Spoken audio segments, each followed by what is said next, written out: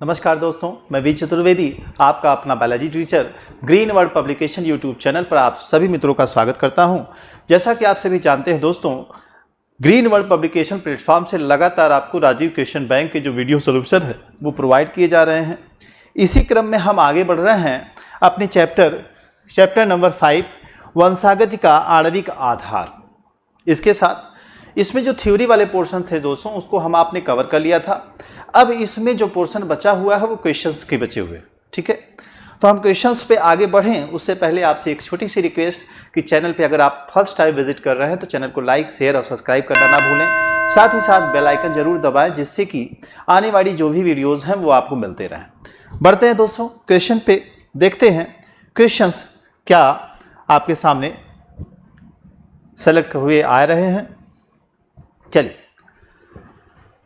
जो क्वेश्चंस हम आपने सेलेक्ट किया है यहां देखें, एग्जाम के पॉइंट ऑफ व्यू से ये क्वेश्चंस बहुत इंपॉर्टेंट है मेरे बच्चों। दिया गया है आनुवांशिक पदार्थ की खोज की थी, किसने की थी?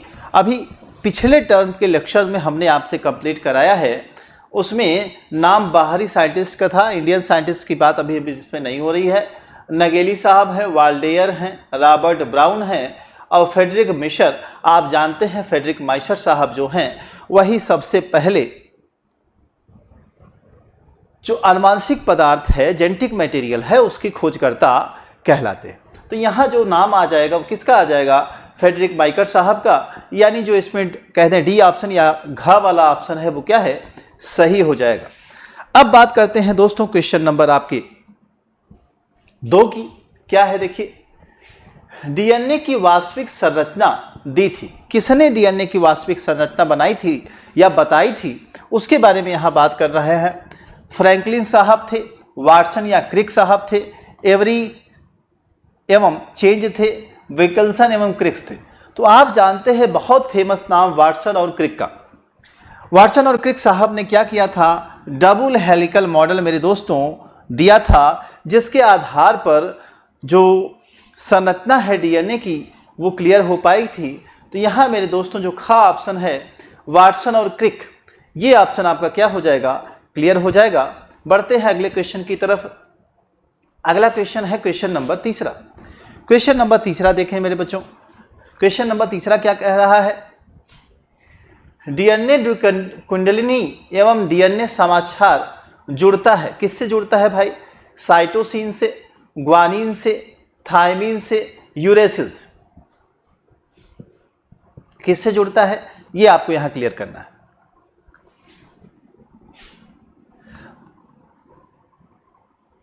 आपको पता है कि जो डीएनए होता है उसमें एडेनिन हमेशा थायमिन के साथ जुड़ता है, ठीक है। तो यहां एडेनिन का जुड़ाव किससे होगा? थायमिन से होगा। ऑप्शन देखिए यहां ग में आपको यहां स्पष्ट किया गया है। क्वेश्चन नंबर 4 की तरफ पढ़िए। देखिए क्वेश्चन नंबर 4 कह रहा है फेडरिक ग्रिफ्थ ने खोज की। किसकी खोज की? स्थान परिवर्तन की खोज की, रूपांतरण की, पारक्रमण की, लिप्यंतरण की। तो किसकी की थी? ये चीज आपको यहां बताना है।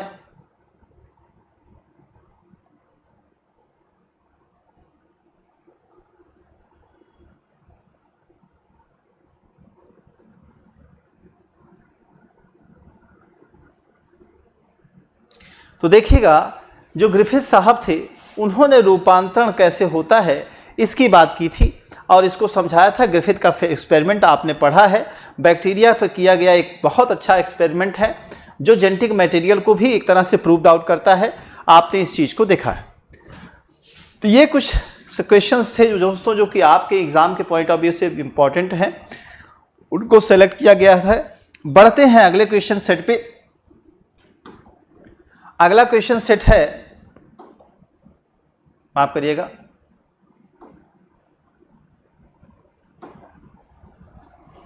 अगला जो क्वेश्चन सेट है क्वेश्चन नंबर 6। क्वेश्चन नंबर 6 क्या है? आपके सामने है। क्वेश्चंस को देखें मेरे बच्चों। ओकाजाकी खंड, ओकाजाकी फ्रेगमेंट, बहुत फेमस नाम आता है बार बार, से आरएनए प्रवेशकों के समाप्त होने पर इन्हें परस्पर जोड़ने का काम जो एंजाइम करता है वह है, कौन सा एंजाइम है?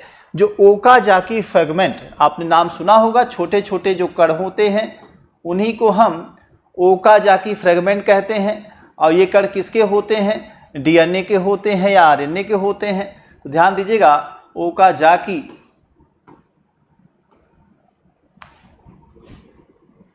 खंड या फ्रेगमेंट आरएनए प्रवेशकों को समाप्त होने पर इन्हें परस्पर जोड़ने का जो काम होता है, जोड़ने का काम कौन करता है? जोड़ना। तो जोड़ने वाला काम किसके जिम्मे है? ये चीज आपको मेरे बच्चों बतानी है। तो ध्यान रखिएगा, एंजाइम का नाम है डीएनए लाइगेज। डीएनए जो लाइगेज एंजाइम है, यह एक इंपॉर्टेंट एंजाइम है जो यहां वर्क करता है। और करता क्या है? जो ओकाजाकी फ्रेगमेंट है उन्हें आपस में जोड़ने का काम करता है। बढ़ते हैं मेरे बच्चों अगले प्रश्न की तरफ। अगला जो प्रश्न है, देखिए क्वेश्चन नंबर 7, प्रोटीन संश्लेषण में समारंभन तथा समापन कोडांश क्रमशः होते हैं। तो यहां देखिए दिया गया है कि समारंभन कोडान यानी आरंभ करने वाले जो कोडान होते हैं जिनसे कि प्रोटीन सिंथेसिस शुरू हो। बाकी जो कोडान्स हैं वो क्या कहलाते हैं? समापन। समापन कोडान 3 होते हैं जैसा कि आप जानते हैं। और बाकी जो बचा हुआ है वो क्या है? आपका समारंभन कोडान कहलाता है। तो इसको और क्लियरिफाई कर देंगे। अभी क्वेश्चंस में हमने आपको सेलेक्ट किया है, इसमें AUG, UGA, AUG, UAA, AUG, UAG, तो ये तो दोनों में कॉमन है, देख ही रहे हैं आप। आपके पास कितना बचा? ये भी देखिए कॉमन है। तो आपके पास बचा क्या? AUGA का है आपके पास, दूसरा है UAG, तीसरा है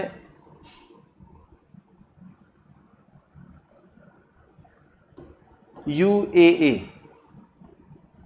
ठीक है, ये 3 कोडान्स आपको मिलते हैं। तो आप देखिए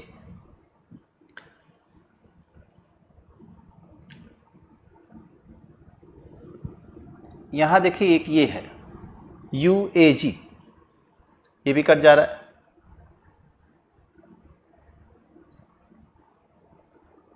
AUG एक हो गया, UAG दूसरा हो गया,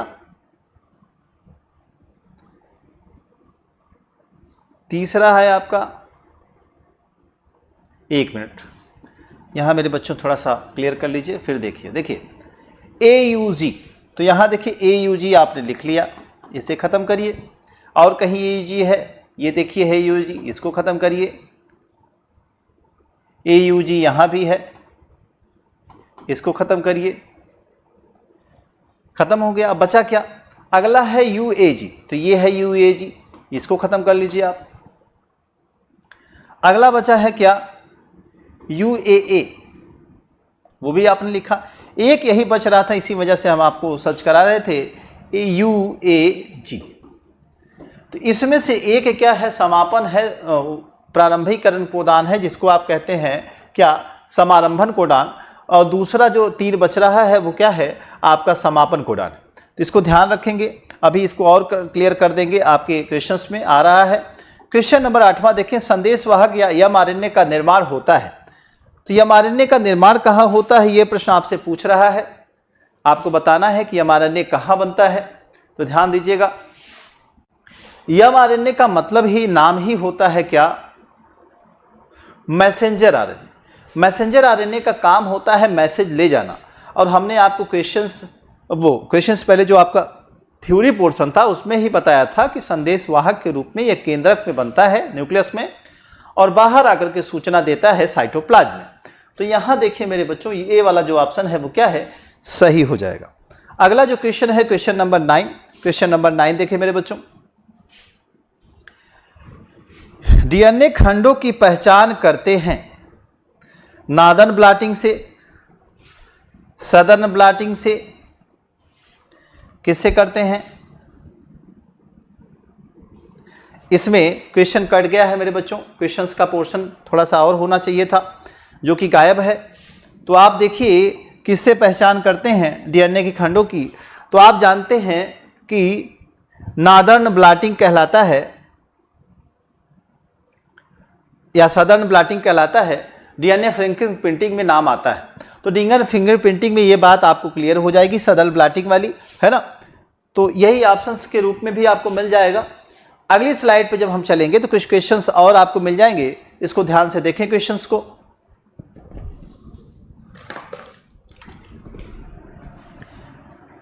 क्वेश्चंस ध्यान से देखें मेरे बच्चों।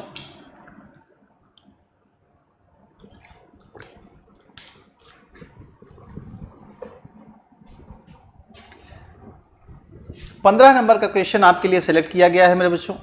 कौन सा क्वेश्चन? 15। क्या कह रहा है, ध्यान से देखें। आरएनए अणु में थायमीन विस्थापन होता है ग्वानिन द्वारा, यूरेसिल द्वारा, साइटोसिन द्वारा, एडेनिन द्वारा। किसके द्वारा विस्थापित होता है यह आपको बताना है। आरएनए अणु में थायमीन का विस्थापन,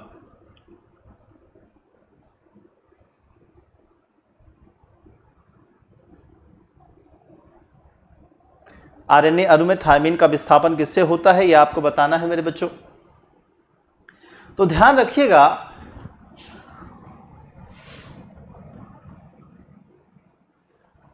थायमीन की जगह पे यूरेसिल आता है, कहां? आरएनए। जबकि डीएनए में क्या होता है, एडेनिन हमेशा थायमीन से जुड़ जाता है, तो थायमीन रहता है। लेकिन जब आरएनए की बात आती है तो थायमीन की जगह यूरेसिल वर्क करता है।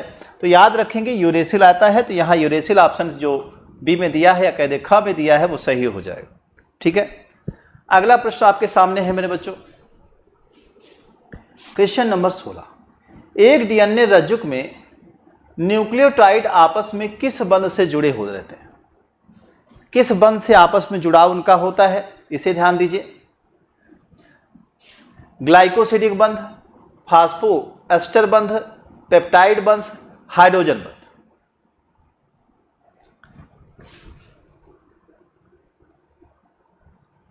तो डीएनए जो बॉन्ड्स, डीएनए जो आपस में जुड़े होते हैं, आपको दिखाया गया था इस तरह का बॉन्ड बना हुआ था। ये जो बॉन्ड था वो कौन सा बॉन्ड था? अच्छा देखिए, यहां नहीं बात कर रहा है, आपसे कह रहा है, ध्यान दीजिएगा, यहां कह रहा है डीएनए रज्जुक में न्यूक्लियोटाइड आपस में कैसे बने होते हैं। वो थ्रेड की बात नहीं कर रहा है, न्यूक्लियोटाइड आपस में कैसे। तो न्यूक्लियोटाइड को जोड़ने के लिए फास्फो एस्टर बॉन्ड जिम्मेदार होता है मेरे बच्चों, जो कि यहां बी ऑप्शन में दिया गया है। तो फास्फो एस्टर जो बॉन्ड है वो यहां ऑप्शन के रूप में आपके सही हो जाएगा। आगे बढ़िए, क्वेश्चन नंबर 17 देखिए। क्वेश्चन नंबर 17 कह रहा है डीएनए के दो खंडों को जोड़ने वाला एंजाइम। अभी आप पढ़ के आए हैं क्या? डीएनए लाइगेज, यहां सिर्फ लाइगेज दिया है। डीएनए लाइगेज होता है जो खंडों को ओकाजाकी फ्रेगमेंट्स के बेसिस पे यहां आप जोड़ने का काम लेते हैं। तो यहां लाइगेज एंजाइम्स जो है इंपॉर्टेंट है और कई बार पूछा भी गया है, तो ये सही हो जाएगा। अगला प्रश्न देखें मेरे बच्चों, एंटीकोडॉन, अभी नेक्स्ट लेक्चर में पिछले हमने बताया था, स्थित होते हैं, कहां पाए जाते हैं एंटीकोडॉन?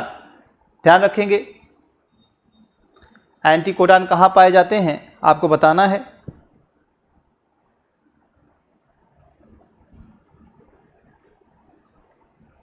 तो ध्यान रखें, जो ट्रांसफर आरएनए होता है या टीआरएनए होता है मेरे बच्चों, टीआरएनए यानी ट्रांसफर आरएनए, और इसका काम भी आपको बताया गया है। इसका काम क्या है? इनका काम है जोड़ना, वो खोजना। क्या खोजते हैं? न्यूक्लियोटाइड खोजते हैं। कहाँ से खोजते हैं? साइटोप्लाज्म में। वो खोज करके ला करके देते हैं और राइबोसोमल आरएनए क्या करता है? उनको एडजस्ट करता है जैसा उसको आदेश मिला होता है न्यूक्लियस के द्वारा।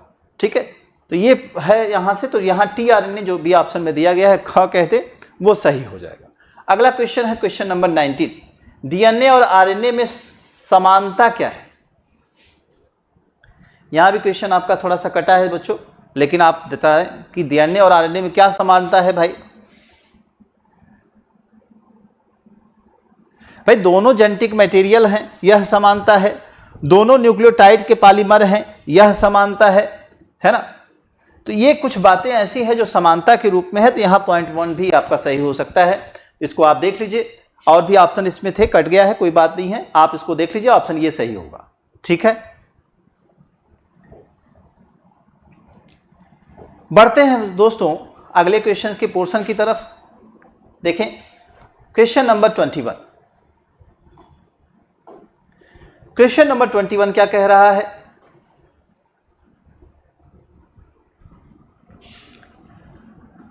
विषाणुओं का आनुवंशिक पदार्थ क्या होता है। बात हो रही है वायरसेस की, विषाणुओं की। इसका जो जेनेटिक मटेरियल होता है वो क्या होता है, वो मेरे बच्चों आपको बताना है। तो बताएं क्या होगा। डीएनए या आरएनए में से कोई होगा, केवल डीएनए होगा, केवल आरएनए होगा, डीएनए तथा आरएनए में से कोई। तो ध्यान रखेंगे मेरे बच्चों, कुछ वायरसेज ऐसे हैं जिसमें DNA as a genetic material है, और कुछ ऐसे हैं जिसमें RNA as a genetic material है। यानी डीएनए या आरएनए में से कोई एक जेनेटिक मटेरियल के रूप में उपस्थित हो सकता है। तो यहां आप देख लीजिए, डीएनए तथा आरएनए की जगह क्या है, डीएनए या आरएनए, जो कि पहले ही ऑप्शन में दिया गया है कम। क्लियर है मेरे बच्चों।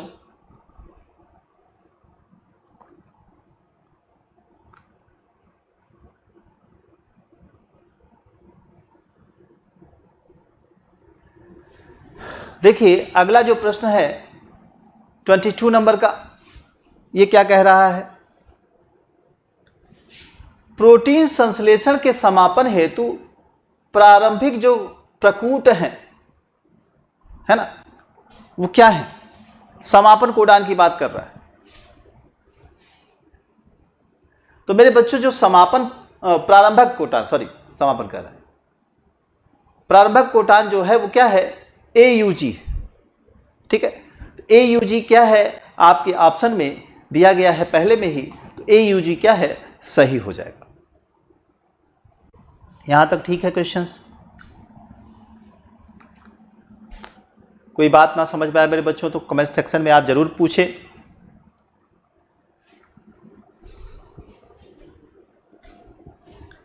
अगला क्वेश्चन आपके सामने है क्वेश्चन नंबर 23, आरएनए की सहायता से प्रोटीन संश्लेषण की प्रारंभ प्रक्रिया कहलाती है। तो जब प्रोटीन संश्लेषण आप करते हैं तो उस प्रक्रिया को हम क्या नाम देते हैं, आपको वही बताना है। आपके सामने ऑप्शन दिया गया है, क्या कहते हैं, अनुवादीकरण, अनुलेखन, प्रतीप अनुलेखन या प्रतिलिपिकरण। तो आप जानते हैं डीएनए से आरएनए बनता है, वो भी एमआरएनए। इसको कहते हैं क्या, ट्रांसक्रिप्शन, लिप्यंतरण। उसके बाद इसी आरएनए से फिर से क्या बनता है, प्रोटीन का निर्माण होता है। और जब प्रोटीन का निर्माण होता है तो यहाँ बीच में जो प्रोसेस हो रहा होता है उसी को कहते हैं ट्रांसलेशन। इंग्लिश में ट्रांसलेशन मेरे बच्चों, तो हिंदी में क्या कहते हैं इसको, हिंदी में इसी को कहते हैं क्या, अनुवादीकरण या अनुवादन भी कह सकते हैं। ठीक है, आपको ये बताया जा चुका है, उम्मीद है आपको समझ में आ रहा होगा। ऑप्शन का इसमें क्या है, सही है। क्लियर कर लीजिए मेरे बच्चों। अगला और लास्ट क्वेश्चन एमसीक्यू का 24 नंबर क्वेश्चन क्या कह रहा है, किसने पुष्टि की है कि डीएनए एक आनुवंशिक पदार्थ है। तो आपने कल के लेक्चर में या पिछले लेक्चर में आपने देखा था कि आपको बताया गया था कि 2 ऐसे एक्सपेरिमेंट थे जिसके द्वारा ये प्रूफ हुआ था कि डीएनए एक आनुवंशिक पदार्थ है ना। डायरेक्ट क्वेश्चन भी आते हैं आपके लिए। तो यहां देखेंगे मेरे बच्चों, अल्फ्रेड हर्शे साहब बहुत फेमस है, और मार्था चेस भी। मार्था चेस का नाम आपने हो सकता है न सुना रहा हो, क्योंकि हर्शे की चर्चा हुई थी, हमने किया था, है ना, ग्रिफिथ की किया था, तो इनका नहीं हुआ था, कोई बात नहीं है। बट अल्फ्रेड हर्शे और मार्था चेस, इन दोनों का नाम जो है बहुत फेमस है, और इन्होंने अपने एक्सपेरिमेंट से यह प्रूफ करने का प्रयास किया मेरे बच्चों कि जो डीएनए है वो क्या है, एक आनुवंशिक पदार्थ है। तो यहाँ ऑप्शन जो ख है वो क्या है, सही हो जाएगा। बढ़ते हैं दोस्तों अगले पोर्शन की तरफ, जो वेरी शॉर्ट टाइप के आंसर को इंक्लूड करता है अपने अंदर। यहाँ वेरी शॉर्ट आंसर टाइप के जो क्वेश्चंस हैं उसको भी हम देखते चलेंगे। देखिए बच्चों, ये सेलेक्टिव क्वेश्चंस हैं, आपको सेलेक्ट करके दिया जा रहा है ताकि और कम में आप अच्छी तैयारी कर सकें। वीडियो को पॉज करिए और चीज़ों को समझिए, या फिर रिपीट कर करके बार बार देख करके समझिए, क्वेश्चन सेट लीजिए, उस पर प्रैक्टिस करिए। आपका एग्जाम निश्चित ही 100% बहुत अच्छा जाने वाला है। बस आप लगे रहिए, लगातार प्लेटफॉर्म से जुड़े रहिए और मेहनत करते रहिए।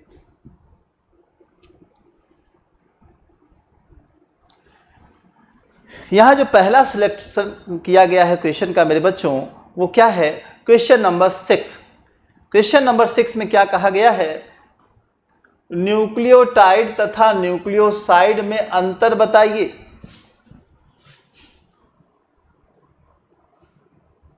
तो क्या कहा गया है, एक न्यूक्लियोटाइड न्यूक्लिक अम्ल की एक पूर्ण इकाई है, जबकि न्यूक्लियोसाइड में एक फास्फेट मूलक की कमी होती है। तो ध्यान रखिएगा, अगर हम कहें न्यूक्लियोटाइड, हम आपको ये बताए भी हैं, फिर से देख लीजिए, न्यूक्लियोटाइड,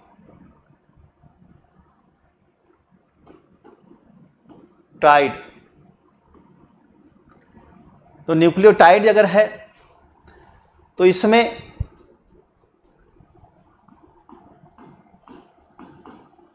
पेंटोज, शुगर,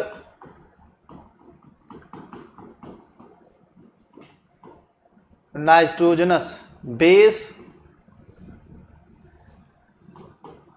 फिर फास्फेट ग्रुप, ये तीनों मेरे बच्चों जब जुड़ता है तो बनता है क्या, न्यूक्लियोटाइड। लेकिन जब आप न्यूक्लियोसाइड की बात करेंगे, न्यूक्लियोसाइड, तो न्यूक्लियोसाइड में मेरे बच्चों सिर्फ क्या होता है, पेंटोज शुगर होती है, प्लस इसमें जुड़ जाता है नाइट्रोजनस बेस। ठीक है, बाकी जो फास्फेट ग्रुप है वही नहीं पाया जाता। तो ये न्यूक्लियोटाइड क्या है, किसी भी न्यूक्लिक एसिड की या न्यूक्लिक अम्ल की या कह दे डीएनए या आरएनए की एक बेसिक यूनिट, कौन, न्यूक्लियोटाइड, और इससे वहां डीएनए आरएनए बन रहा है। यहां देखिए न्यूक्लियोसाइड जब आप फास्फेट के साथ जुड़ते हैं तब यह न्यूक्लियोटाइड बनता है, यानी देखा जाए तो न्यूक्लियोसाइड से न्यूक्लियोटाइड का निर्माण हो रहा है। यहां बात समझ लीजिएगा।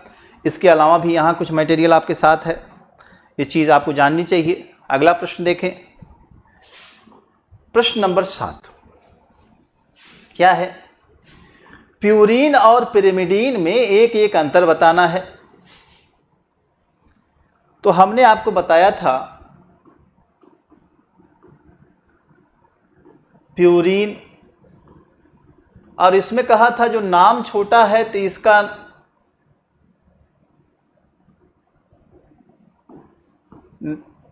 शॉर्टकट भी आपको बताया था एजी। वही बात की थी पिरिमिडीन की, पिरिमिडीन मेरे बच्चों। जब हम पिरिमिडीन की बात करेंगे तो यहां पिरिमिडीन क्या है, CUT। पिरिमिडीन को हम यहां CUT कट के रूप में याद करेंगे। ये है क्या, साइटोसिन, यूरेसिल और थायमिन इसमें पिरामिडीन में आते हैं। वहीं एडेनिन और ग्वानिन ये किस में आते हैं? प्यूरिन में आते हैं। नाइट्रोजनी समाचार हैं, आप जानते हैं, इसको बताया। अब इसमें अंतर पूछ रहा है। प्यूरिन प्रकार के क्षारकों में 2 रिंग, किंतु पिरिमिडीन में केवल 1 रिंग होती है। यह बहुत खास। यहां मेरे बच्चों ऐसी रिंग संरचना आप देखेंगे 2 रिंग की, और यहां जब इसका स्ट्रक्चर बनाएंगे तो देखेंगे 1 ही रिंग पाई जाती है। सबसे बड़ा अंतर यही है। बाकी नाम तो आपको याद हो गया होगा, उम्मीद है क्लियर है मेरे बच्चों। आगे बढ़ते हैं, अगला प्रश्न, क्वेश्चन नंबर 8 क्या कह रहा है? डीएनए में कितनी न्यूक्लियोटाइड इकाइयां होती हैं? पहला प्रश्न। अगला देखिए पूछ रहा है डीएनए में पाई जाने वाली 4 न्यूक्लियोटाइड इकाइयों के नाम लिखिए।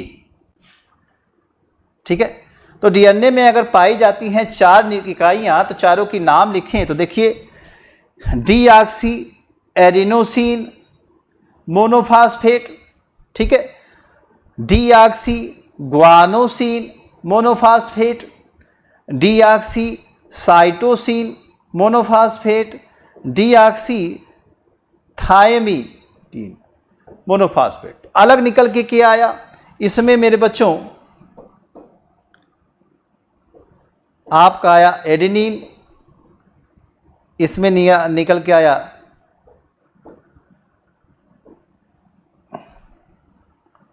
ग्वानिन, इसमें निकल के आया क्या? साइटोसिन, और यहां आया थायमिन।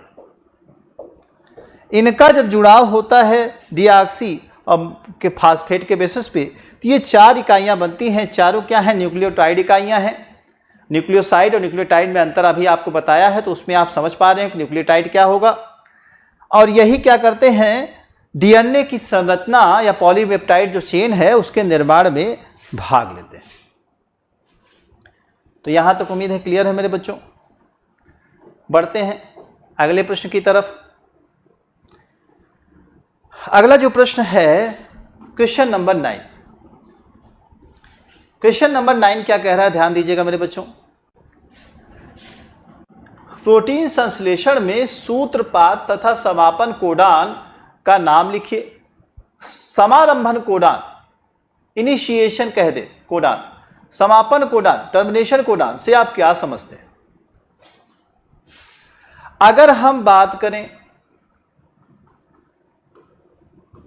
सूत्रपात यानी जो प्रारंभ करने वाला है, या इसी को कहते हैं समारंभन,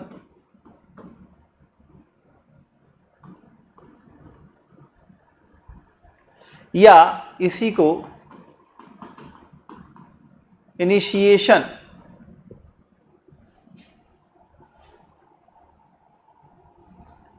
इसी को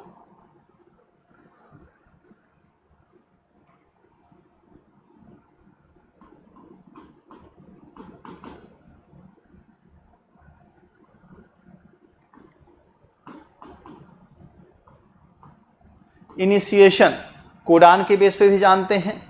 तो ये मेरे बच्चों सिर्फ एक होता है, याद रखिएगा, AUG।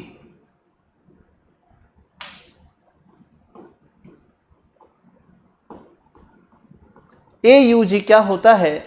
यह ऐसा कोडान है जिससे कि प्रोटीन सिंथेसिस का प्रारंभिकरण होता है, या कह दें प्रोटीन सिंथेसिस को शुरू करने के लिए यह कोडान होना जरूरी है। जब तक यह कोडान मिलता नहीं है तब तक राइबोसोम्स जो है प्रोटीन की सिंथेसिस को प्रारंभ नहीं करेगा। ठीक, अब आपको समापन कोडान की बात करें या टर्मिनेशन की, समापन या इसी को आप टर्मिनेशन कह सकते हैं कोडान। तो समापन और टर्मिनेशन कोडान क्या हैं? ये संख्या में 3 हैं। कौन कौन से? AUA, UAA पहला है, दूसरा AU,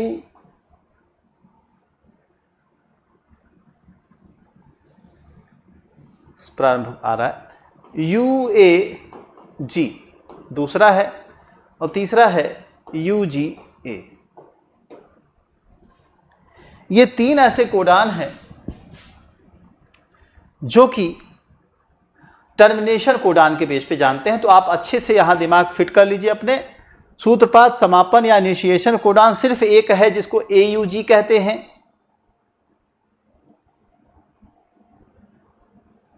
AU का जी, इलाहाबाद यूनिवर्सिटी का जी साहब, है ना। AU का जी किसके लिए है? प्रारंभ करने के लिए, क्या? Protein synthesis. उसके अलावा जो है UAA, UAG, UGA, ये क्या है?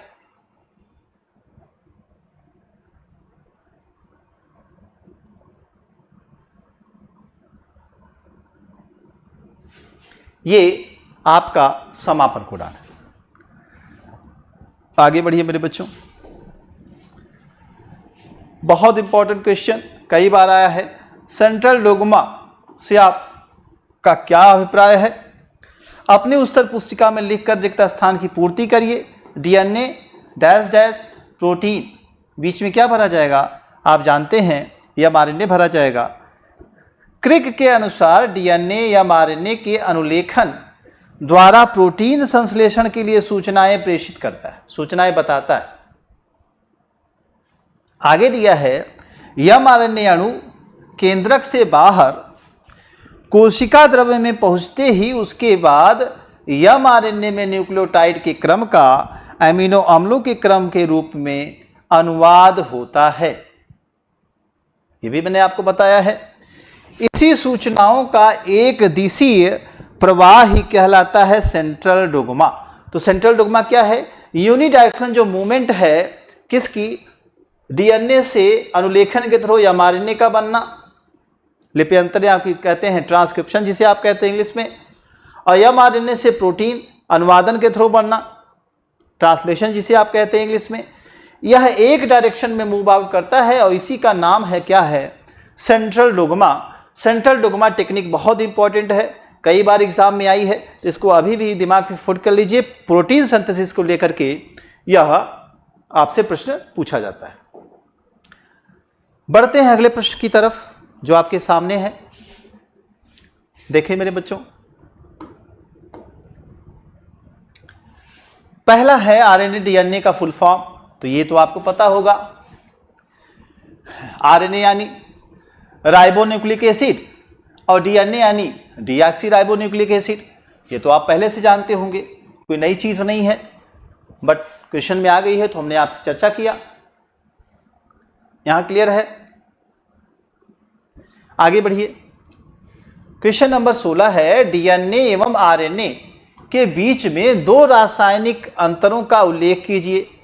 DNA में डीऑक्सी राइबोज शर्करा तथा RNA में राइबोज शर्करा उपस्थित होती है। DNA में डीऑक्सी और RNA में राइबोज शर्करा पाई जाती है। यहां क्लियर? पहला अंतर। दूसरा, DNA में थायमीन के नाम पर पिरिमिडीन का जो क्षार है, थायमीन नाम का जो क्षार है जो कि पिरिमिडीन से बिलोंग करता है, वह पाया जाता है किसके स्थान पे? यूरेसिल। जबकि वहीं RNA में क्या पाया जाता है? पिरिमिडीन का दूसरा क्षार जिसका नाम है यूरेसिल। यानी RNA में थायमीन की जगह क्या होता है? यूरेसिल पाया जाता है। ठीक है, तो DNA और RNA, यहां दोनों चीजें आप एकदम क्लियर करके चलिए।